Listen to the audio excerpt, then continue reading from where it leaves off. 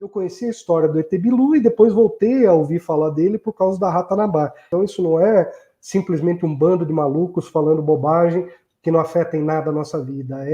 Faz parte de um projeto político de apagamento da história dos povos indígenas e principalmente de você construir narrativas fantasiosas para justificar empreendimentos capitalistas em determinadas áreas da Amazônia.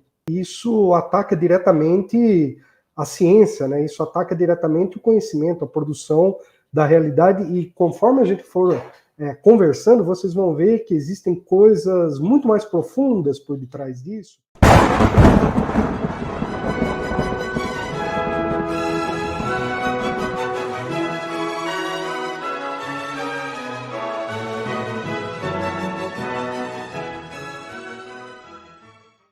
Bom, vamos lá. Eu sou graduado em História pela Faculdade de Filosofia, Letras e Ciências Humanas da USP. Fui depois fazer meu mestrado em Desenvolvimento Econômico na Unicamp. Por muitos anos fui professor de Relações Internacionais, então muita gente me conhece pelo trabalho nas áreas de RI.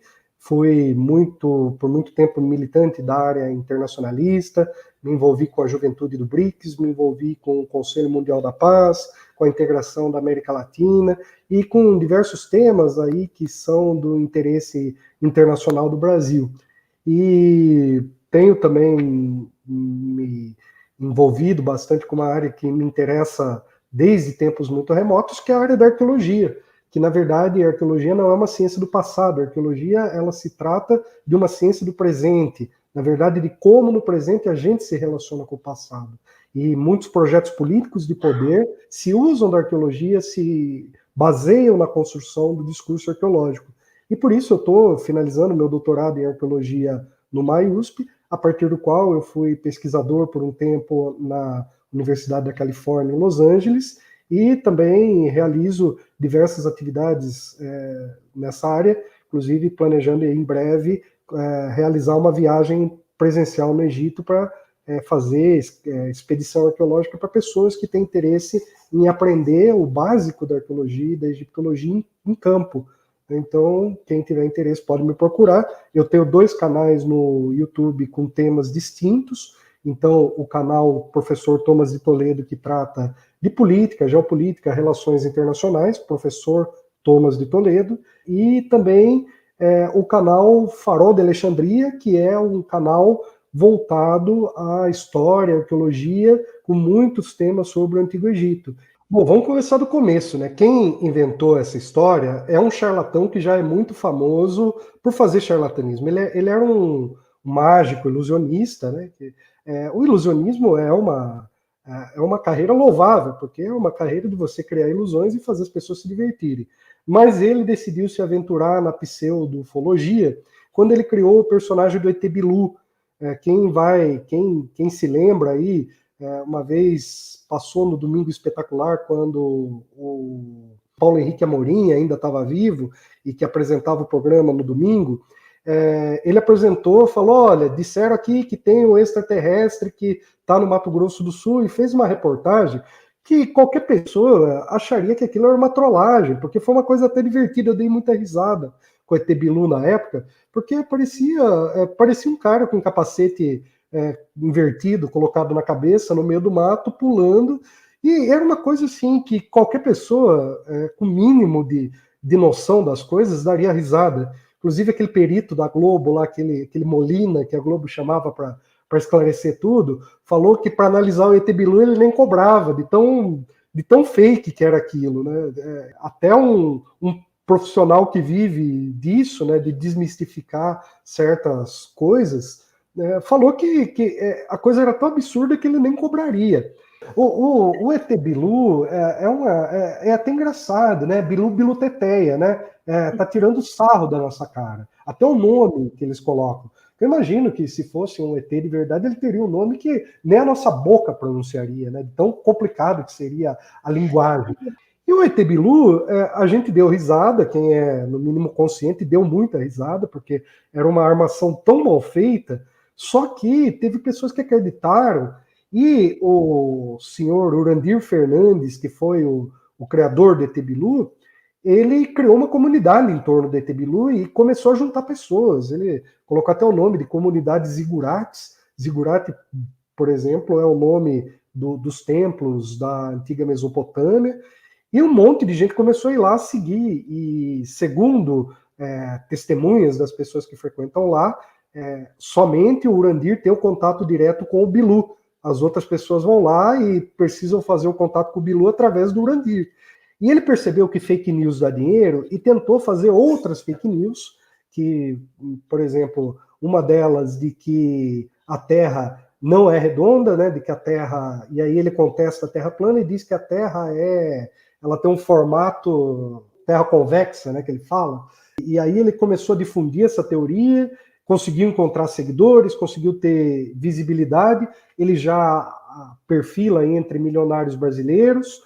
Então ele começou a ganhar muito dinheiro fazendo esse tipo de teoria e abraçando certos conceitos do olavismo. Por exemplo, ele diz que a Amazônia não pega fogo porque é uma floresta úmida.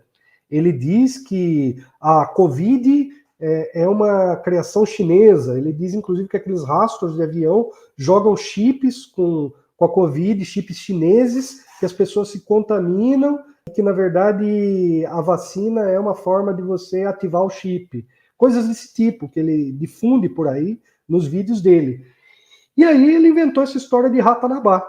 E quando eu fui pesquisar isso, descobri que o buraco era muito mais embaixo, que tinha muita coisa acontecendo e que a gente não tinha noção, inclusive de ligação disso com interesses de pessoas que querem explorar terras indígenas, com interesses de pessoas que querem explorar certas áreas da Amazônia que estão sob proteção ambiental. A pergunta principal é: da onde surgiu tanto dinheiro para eles comprarem esses equipamentos? Porque o LiDAR que eles estão usando é uma câmera laser que custa caríssimo. Você precisa de aviões, você precisa de helicópteros para fazer esse nível de prospecção. Quem tem dinheiro para isso são as grandes universidades que conseguem recursos para projetos que já são projetos certeiros.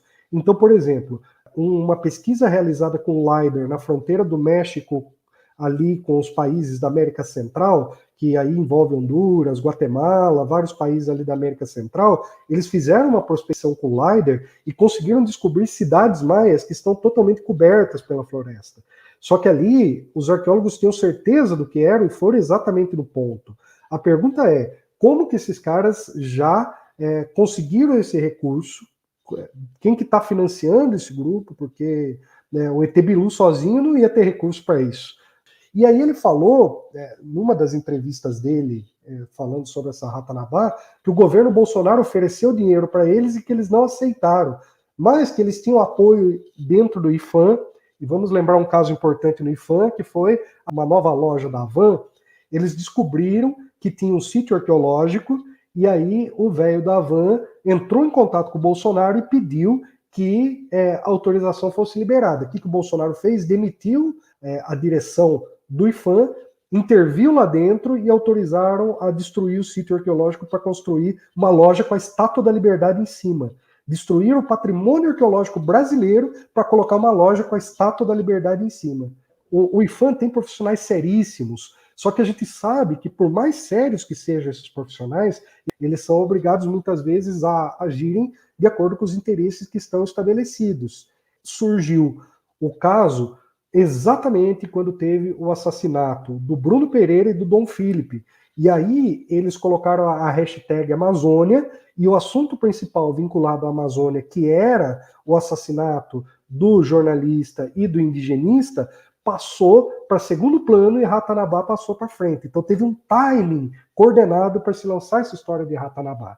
E tem umas coisas que assim são muito absurdas, porque não tem nenhum arqueólogo que trabalha para essa Dáquila, para essa organização Dáquila, que é obscura. Da onde vem esse recurso? Da onde? Quem está bancando tudo isso?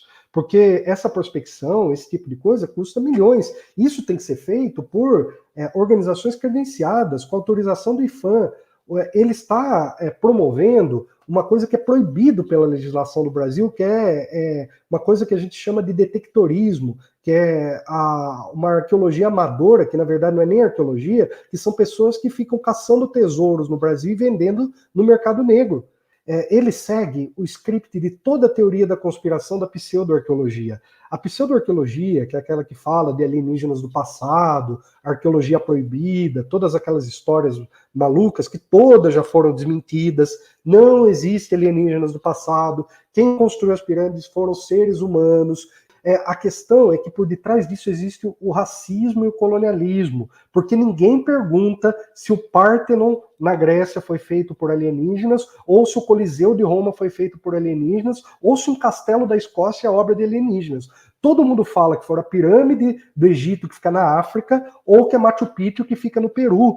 Então isso é o discurso colonialista, é mais fácil acreditar que um extraterrestre veio de outro planeta construir uma obra monumental do que um negro ou um índio seja capaz de fazer. É um discurso que a gente precisa desmistificar e mostrar que por detrás disso existe um discurso que é eurocêntrico e contra a autodeterminação dos povos. Porque, na verdade, quando você tira a agência dos egípcios, dos peruanos, dos indígenas, dos mexicanos, sobre a sua própria história, e atribui isso a civilizações inexistentes, isso pode falar que foi Atlântida, extraterrestre, ou você pode falar que foi Ratanabá. O fato é que você está tirando isso dos povos originários. E aqui no Brasil, você está tirando a agência dos indígenas brasileiros sobre o seu passado e colocando sobre povos imaginários que sequer existiram. Da onde ele tirou esse nome, Ratanabá? Ele inventou esse nome. Porque essa língua,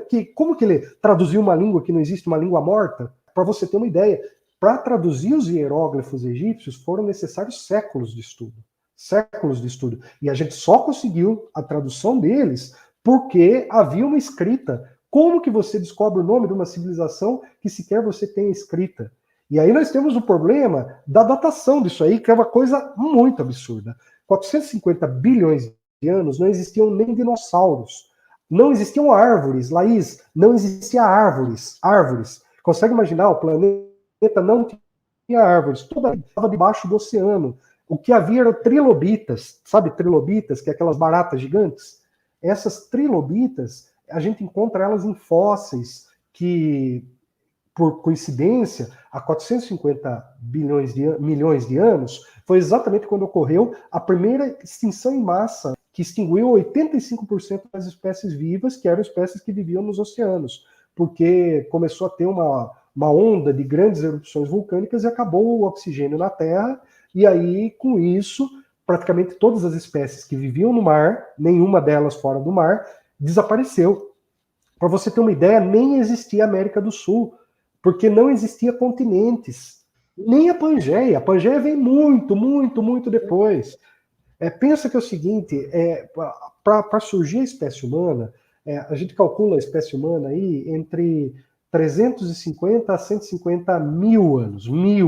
Quando a gente fala em milhões de anos, é outra escala. Os dinossauros são entre 250 milhões de anos a 60 milhões de anos. Então, 60 milhões de anos já não tem mais dinossauros no planeta. O que tem são novas espécies se readaptando ao novo clima, à nova situação, e dentre essas espécies vão surgir os mamíferos, dos quais vai evoluir uma linha que vai chegar nos primatas, que vai chegar no Homo sapiens, que é a nossa espécie, né? Mais especificamente Homo sapiens sapiens, que aí a gente tem uma escala de tempo aí que são de dezenas de milhares de anos, não de centenas de milhões de anos. É outra ordem de grandeza. Antes da gente falar da ciência, vamos falar dos mitos envolvendo cidades na Amazônia. O mito mais famoso é o de Eldorado, que era uma cidade do ouro, né, que muitos colonizadores espanhóis procuraram essa cidade, acreditando que haveria uma cidade rica em ouro, todo esse tipo de coisa. Na verdade, existe todo um debate historiográfico sobre como que surge essa lenda, sobre a ligação disso com cidades reais, como, por exemplo, Cusco, como, por exemplo, cidades do Peru, a crença de que havia isso também na própria mitologia de certos povos indígenas. Então, existe uma construção em torno do que foi o mito de Eldorado. Só que o mito de Eldorado, mesmo depois dele ter sido desmistificado, ele continuou vivo. Então nós tivemos alguns casos bastante interessantes. Por exemplo, tem um manuscrito do século XIX ele está na Biblioteca Nacional, que conta uma descoberta arqueológica de uma cidade perdida no interior da Bahia, não é na Amazônia, mas eu vou explicar para você por que isso se vincula. E essa cidade, teoricamente, ela teria ruínas, teria uma escrita baseada em caracteres gregos. E aí, essa cidade, ele descreve como é que era o centro dessas ruínas, o que estava escrito.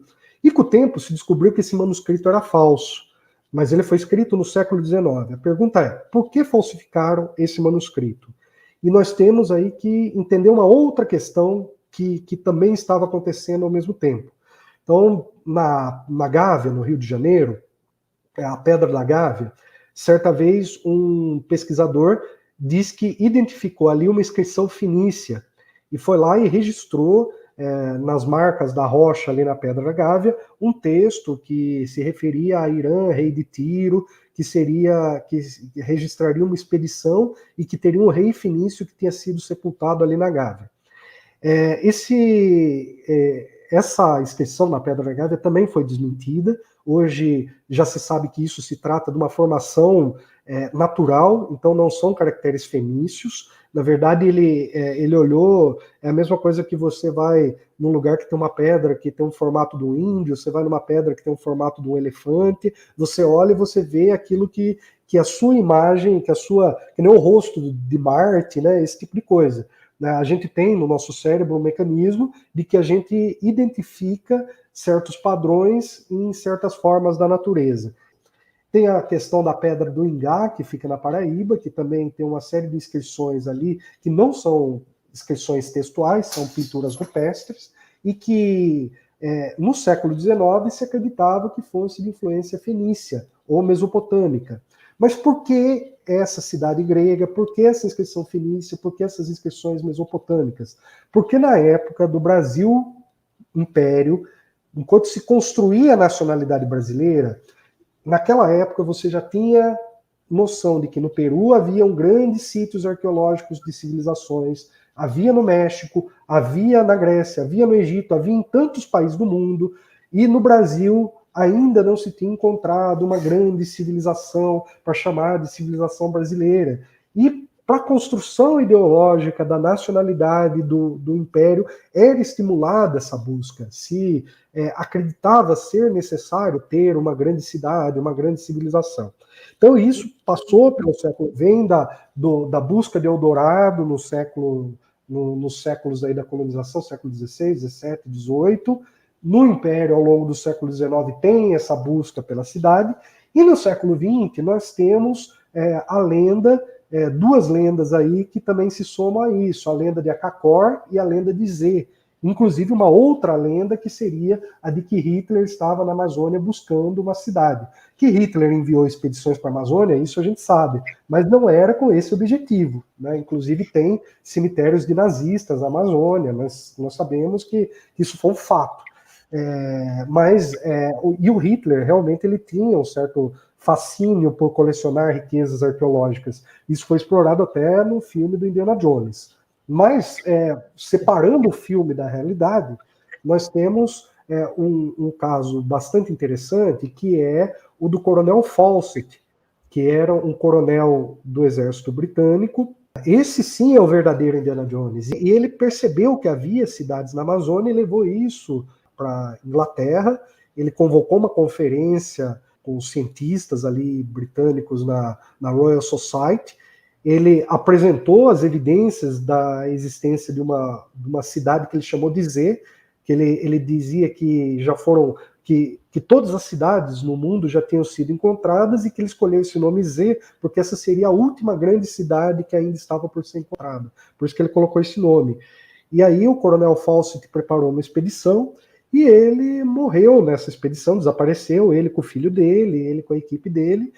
Só que as causas do desaparecimento do coronel Fawcett podem ser inúmeras. Pode ser acidente, ataque por animais, pode ser malária, pode ser ataque por indígenas, pode ser qualquer coisa. Mas as teorias conspiratórias dizem que ele encontrou a cidade perdida de Akakor, que aí já não é mais aí passaram a chamar de Akakor, e que é uma cidade subterrânea que leva ao centro da Terra, onde existe um povo que vive por debaixo da Terra, e que esse povo que vive por debaixo da Terra são seres intraterrenos. Então, mas por que o Orandir fala de Terra convexa? Exatamente para no futuro referendar essa teoria dos intraterrenos, que, por sinal, Júlio Verne contou isso, só que Júlio Verne contou como fantasia, como ficção. A ideia de que existem povos e de que a entrada fica no Mato Grosso do Sul, as pessoas não conhecem a Amazônia. Então, quando se fala de Amazônia, as pessoas não têm ideia da escala do que é a Amazônia. São milhões de quilômetros. Então, o Urandir, ele aproveita dessa ignorância das pessoas e ele manipula os dados. Então, Ratanabá está em algum lugar do Mato Grosso do Sul, que às vezes ele mostra no mapa do Amazonas e que ele cita a entrada de Ratanabá, um forte que fica em Rondônia. Aí, como que ele justifica isso? Ele diz que esse forte, que é um forte português, que foi um forte criado para questão de disputa territorial entre os espanhóis e portugueses, então ali demarcou um território. Esse forte está extremamente documentado, arquitetura tipicamente portuguesa. Esse forte ele tem todas as características de todos os fortes que Portugal criou e espalhou pelo mundo, na costa brasileira. Qualquer cidade histórica litorânea brasileira tem um forte com as mesmas características. E aí ele diz que esse forte é a entrada de Ratanabá e foi feito por essa civilização Muril. Só que a gente que conhece a arqueologia, a gente sabe que um forte como esse, ele não sobreviveria 5 mil anos, 10 mil anos, quem dirá 450 milhões de anos. São muitos eventos geológicos que ocorreram e que não deixariam a coisa numa situação assim. Eles mostram os lugares assim, tipo umas pedrinhas empilhadas com uma porta, que isso é uma formação, uma coisa que pode ter sido feito por caboclos, pode ter sido feito por pessoas que vivem ali, que fizeram uma cabana, fizeram qualquer coisa ali, até guerrilheiro da Farc pode ter feito aquilo, né, para poder guardar arma, traficante, qualquer coisa, porque não é nada absurdo, é uma coisa de agora. E aí eles pegam e falam aqui os túneis que vão levar para essa maluquice de túneis já causou muitas mortes no Brasil. Me lembro uma vez que os hippies mais malucos que iam lá para São Tomé das Letras tomavam chá de cogumelo. Se é mineira, você conhece São Tomé. Eles iam lá, tomavam chá de cogumelo e diziam que existia na Gruta do Carimbado um caminho que levava de São Tomé das Letras a Machu Picchu. E assim, foram muitas pessoas que morreram nessa Gruta do Carimbado tentando achar o caminho. O problema é que ela é uma gruta muito grande, ela é uma gruta que é de difícil exploração e é uma gruta que ela toda ela barrenta. Né? E por ela ser barrenta, é difícil você fazer uma expedição e as pessoas atolam e não conseguem voltar. Então imagina o que teve de maluco que tentou ir lá e chegar até Machu Picchu andando a pé a partir de uma gruta de São Tomé das Letras. Então a coisa ficou tão grave que a vigilância sanitária precisou lacrar. A gruta está hoje, você vai para São Tomé, a Gruta do Carimbado, ela está lacrada. Então, assim, já teve expedições que tentou analisar essa gruta, mas óbvio que não acharam caminho nenhum. Esse tipo de lenda, ela existe há muito tempo. E existe uma outra coisa, a pseudo-arqueologia, a pseudociência, ela pega elementos da ciência e distorce. Então, assim, ela tem coisas que não é totalmente errada. Por exemplo, uma semana antes deles anunciarem essa história de Ratanabá, uma equipe de cientistas alemães e brasileiros descobriu na Bolívia uma cidade amazônica e eles descobriram uma pirâmide na região. Só que não é pirâmide. Esse é um outro problema desses europeus. Eles são muito colonialistas até hoje, porque não é pirâmide. Você tem um monte de terra em forma apontando para cima, isso não é. Primeiro que assim, os egípcios nunca chamaram pirâmide de pirâmide. Eles chamavam a grande pirâmide de Akhet Khufu, que significa horizonte de Khufu, que é o horizonte do faraó.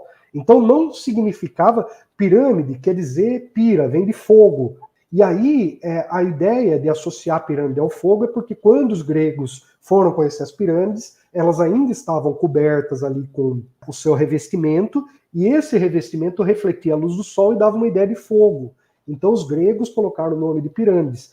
E aí, quando vem o colonialista no México, no Peru, vê formas piramidais e chama essas formas de piramidais de pirâmides. Só que são coisas completamente diferentes. Uma pirâmide no Egito é a sepultura de um faraó. Uma pirâmide no México é um templo de sacrifício humano. Uma pirâmide em Caral, no Peru, é um templo cerimonial religioso.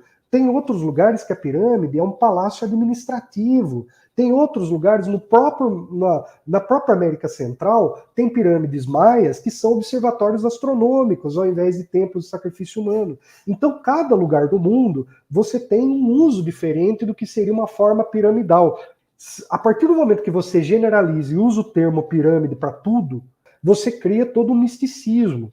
E aí as pessoas fazem uns questionamentos. Olha, mas o que explica ter em todo lugar do mundo formas piramidais? Ora, explica a lei da gravidade, porque a pirâmide significa que você tem a parte maior embaixo e a menor em cima. Ou seja, você coloca o peso maior embaixo e você coloca o peso menor em cima. Porque se você fizer a pirâmide invertida, ela vai despencar. Olha a diferença temporal. As pirâmides do Egito são 4.500 anos. Quando os maias estavam construindo suas maiores pirâmides, o que era o Egito? O Egito já falava árabe, para você ter uma ideia. Então, já não existia mais a civilização egípcia. Então, o descompasso cronológico entre uma coisa e outra não tem relação nenhuma. E outra, a técnica para você construir uma pirâmide no deserto, que é o Egito, é com trenó. Você puxa com trenó, porque é muito... Você não percebe... mas os egípcios construíram as pirâmides antes de inventar a roda. Eu pergunto, mas para que diabo você vai usar roda no deserto? Para tolar. Então você usa trenó no deserto. A roda você vai usar para fazer carroça quando você tem estrada, né? É outro momento.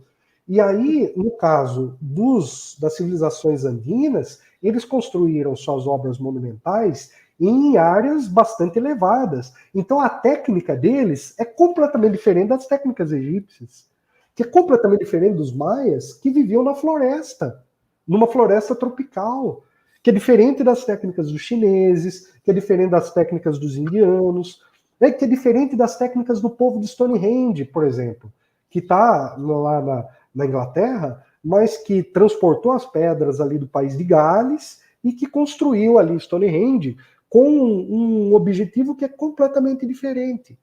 Então, essa contextualização histórica, ela é muito importante, porque quando fala Amazônia, de qual Amazônia que a gente está falando? Nós estamos falando de Belém e Manaus, ou nós estamos falando de São Gabriel da Cachoeira, nós estamos falando de Chapuri, nós estamos falando de Rio Branco, nós estamos falando de, por exemplo, Alter do Chão, que são situações completamente diferentes. Né? A realidade do Xingu não tem nada a ver com a realidade do Rio Negro, porque são distâncias muito grandes. Então você compara uma realidade de uma região de Minas com outra, né? Por exemplo, o Vale do Jequitinhonha não tem nada a ver com as cidades históricas de Minas, que não tem nada a ver com a região ali, faz fronteira com São Paulo, do Triângulo Mineiro. São aqui 3 exemplos do mesmo estado em que as condições geográficas, as condições sociais, as condições econômicas são diferentes. Então, e ecológicas, inclusive. Ecológicas, porque a Amazônia não tem o mesmo padrão de vegetação em toda a floresta. Dizer que a Amazônia não pega fogo porque chove, entendeu? Isso tem pé nem cabeça, porque uma coisa é você pegar a Amazônia na beira do Rio Negro, que aí sim, na beira do Rio Solimões, ali, mesmo lá, você tem registro de incêndio. Quem dirá nas regiões mais que vai se afastando um pouco dos rios, porque o professor Eduardo Neves, da USP, é um dos maiores especialistas em Amazônia no mundo, em arqueologia da Amazônia. E ele, inclusive, estava lecionando até um tempo atrás em Harvard, e é super reconhecido no mundo inteiro. E ele conta que, por um momento, era muito difícil, quando eles começaram a escavar cidades na Amazônia, eles diziam em congressos internacionais que estavam encontrando cidades, e os europeus, os estadunidenses, tiravam sarro. Falavam, vocês estão procurando Eldorado. Na arqueologia da Amazônia, o pessoal descobre que existem cidades com características completamente diferentes das cidades europeias. Por que não achavam cidade na Amazônia? Porque estava todo mundo procurando Atenas, porque estava todo mundo procurando Istambul, estava todo mundo procurando Cairo. Não é isso que você vai achar na Amazônia. Primeiro, que na Amazônia você não tem uma abundância de pedras, mas você tem abundância de madeira. Se você tem abundância de uma matéria-prima e você tem escassez de outra, qual matéria-prima que você vai usar, sendo que as duas respondem às mesmas necessidades? Por que as casas das cidades amazônicas desapareceram com o tempo? Porque eram casas de madeira. E aí, quando você escava, né, a Amazônia, meio metro que você escava, você já começa a achar sítio arqueológico. Porque você tem uma abundância de atividade humana muito grande na Amazônia. Às vezes, você vai escavando, você chega a estratos de 2.000, 3.000 anos, mas é uma povoação recente, não é uma povoação tão antiga como se diz. Nós temos que quebrar a ideia de que existe um padrão. Então, o que acontece? Na arqueologia, quando a gente vai escavando, a gente vai achando coisas que estão fora dos nossos padrões. E aí essa que é a riqueza da coisa, porque nós temos, por exemplo, entre Manaus e Santarém, foi descoberto pelos arqueólogos que antes da colonização havia uma megalópole com milhões de indígenas vivendo ali. Só que falar megalópole com milhões de indígenas, nós já estamos usando os conceitos atuais.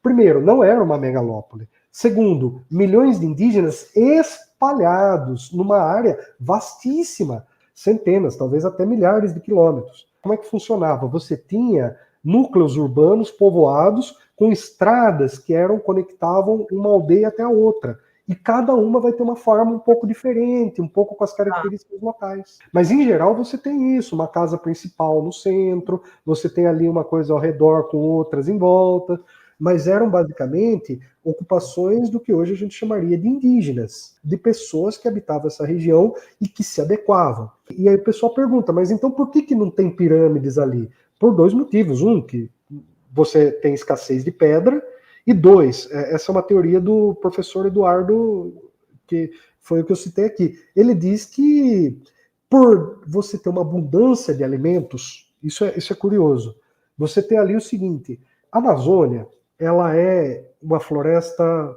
plantada por seres humanos. Agora vai chocar os ambientalistas. Mas isso foi o que a arqueologia descobriu. Por quê? Porque nós temos, a Amazônia que eu estou falando, os sítios arqueológicos amazônicos, para não dizer que é a Amazônia inteira, porque a Amazônia inteira é muita coisa, muito grande.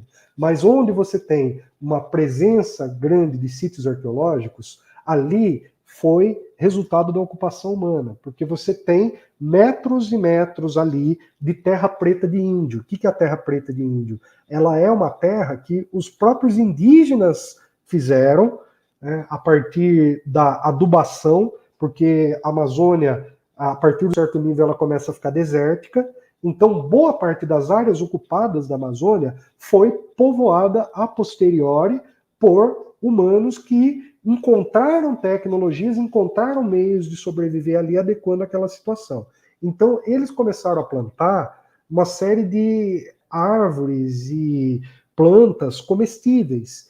E aí, com isso, você teve uma abundância tão grande de alimentos, então, seja através da coleta, seja através do plantio, seja através da caça, seja através da pesca, que você não tinha necessidade de estabelecer uma sociedade hierarquizada com o Estado, que nem, por exemplo, no Egito, em que você tinha ali uma escassez de alimento, que era necessário você organizar a agricultura, você organizar as irrigações, você organizar as atividades, e aí, com isso, você conseguiu criar uma sociedade próspera e abundante.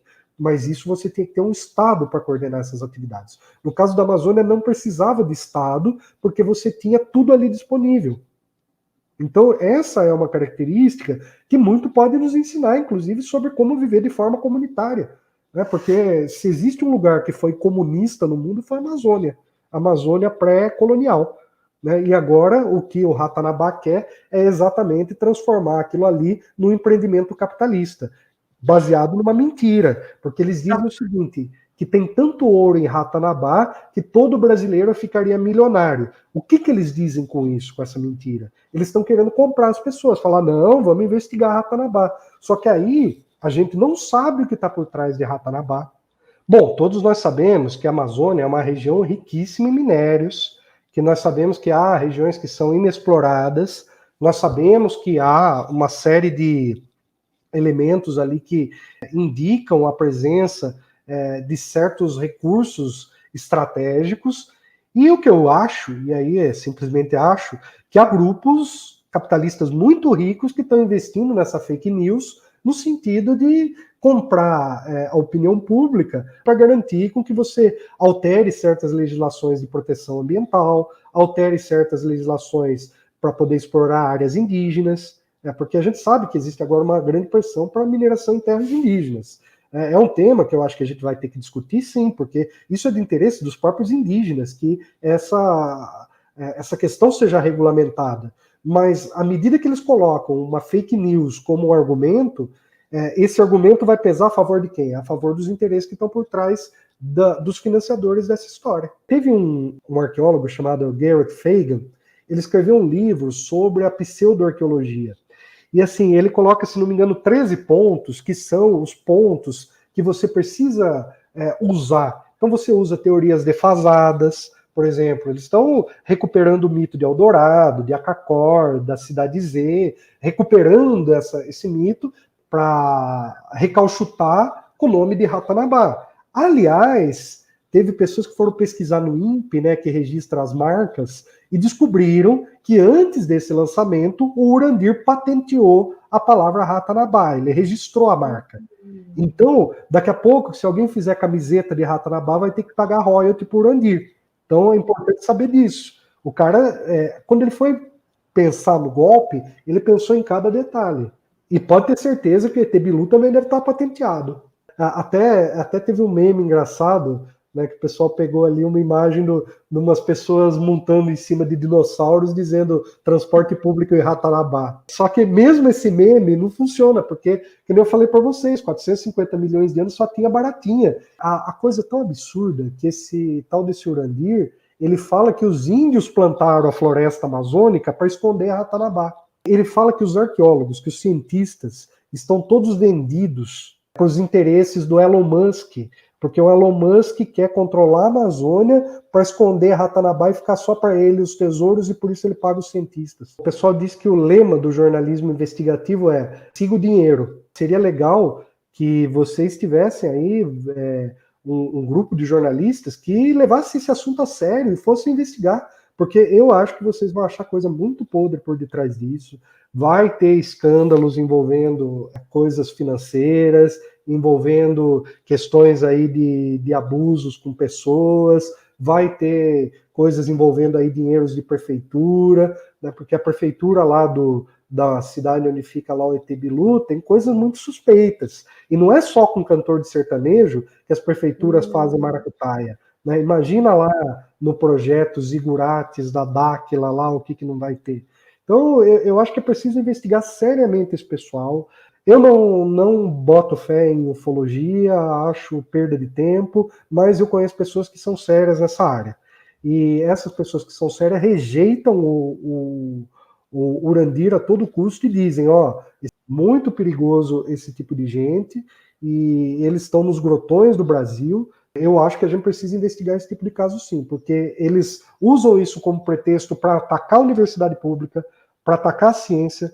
Eles usam isso para atacar as demarcações de terras indígenas, eles usam isso para justificar a mineração em terras indígenas, eles usam isso para descaracterizar os órgãos de fiscalização como IFAM, IBAMA, eles usam isso para tirar do foco questões centrais como os crimes que acontecem na Amazônia. Então são várias coisas pesadas associadas a esse tipo de gente. Não é simplesmente uma teoria de um bando de maluco. E eu acho que assim, quando a gente fica fazendo meme, divulgando piadas sobre Ratanabá, nós só estamos ajudando eles a reforçar a marca deles. Então a gente precisa denunciar sim, mas a gente precisa denunciar com responsabilidade. Porque se você procurar Ratanabá agora no YouTube, você verá vídeos com 1 milhão. Eu vi um vídeo com 3 milhões de visualizações e falando fake news. Alguns canais que já são famosos por venderem fake news, que abraçaram essa história, porque isso dá ibope, e isso estimula aquele falso patriotismo. Olha que lindo, o Brasil foi a capital do mundo. Não existia nem Brasil, não existia nem capital, não existia nem mundo naquela época. Né? O que existia era uma bola de fogo chamada Terra com meia dúzia de laguinhos cheios de barata. Era isso que era o planeta. Se a gente não enfrentar essa desinformação, realmente ela vai virar a única opinião. E muitas pessoas não têm ideia, né? Quando você fala 450 milhões de anos e fala 5 mil anos, ninguém consegue entender a diferença de escala, porque as pessoas não têm a formação técnica. Infelizmente, o problema educacional no Brasil, ele abre margem para tanta ignorância. Então, realmente, para finalizar, Ratanabá é uma farsa, não existe Ratanabá. O que existe é um oportunista que está ganhando dinheiro em cima de fake news e que está sendo patrocinado por interesses obscuros, que espero que o jornalismo investigativo que tome coragem e vá em frente para poder desvendar esse grande mistério que é quem financia e quais interesses atende essa fake news chamada Ratanabá. E conheço o meu canal, Professor Thomas de Toledo, para geopolítica, relações internacionais e política brasileira, e o canal Farol de Alexandria sobre história e arqueologia. Valeu!